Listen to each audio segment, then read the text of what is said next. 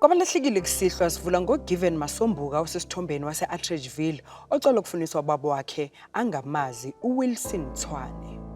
Kanti no-Eric Mdazi Msibi waseKriel ufuna ubaba wakhe osesithombeni uVusumuzi Moses Msibi wasePinar owayelisotsha ngabo-1986. Olirato Catherine Maitse osesithombeni waseLenasia ucela ukufuniswa ubaba wakhe uJohn Phakiso Pitso owayesebenza eKlerksdorp. Nangu Ntamayeng Tsotetsi waseMahikeng ucela ukufuniswa umfowabo osesithombeni uThabiso Tsotetsi owanyamalala ngo-2021 akwazi ukuthi washonaphi. Bese kuthi lapha esithombeni sibe noNokuphiwa Makhathini waseMandeni ofuna ubaba wakhe angamazi uSithembiso Zwane. Kanti uMolebogang Nthabu wasePretoria ufuna ubaba wakhe osesithombeni uSteve Oliphant waseKimberley owayengunogada wase-FNB yaseRoslyn ngabo-1990s.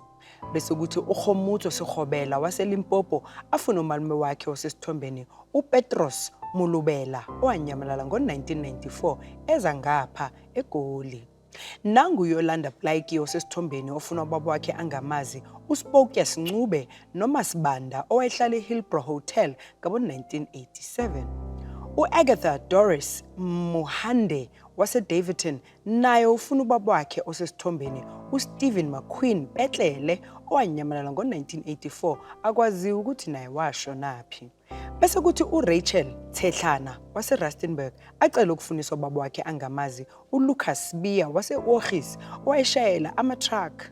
Kanti noNompumelelo Selina Mbipi osesithombeni waseMohlakeng ufuna ubaba wakhe angamazi uIsaac Mulekwa owayesebenza kwenye yama-police stations asePretoria. uThembisile Diko osesithombeni waseNtabankulu ufuna umama wakhe uNosindiso Eunice Diko owanyamalala ngabo-1990s. Bese kuthi uTebogo Malanka osesithombeni waseVirginia afuna ubaba wakhe angamazi uMichael Khosa waseBushbuckridge owayesebenza ezimayini zaseFree State ngabo-1980. uSipati Fancy Loade waseGarankuwa ufuna umfowabo osesithombeni uNtobo Obed Loade owanyamalala ngo-1995 eyofuna umsebenzi. Mbukeli sivala ngoMaria Happy Mukwena osesithombeni wasesiyabuswa yena ucela ukufuniswa ubaba wakhe uSamson Buthelezi waseSpringbok ozalwa nguNasangweni. Samson Buthelezi bakufuna ekhaya.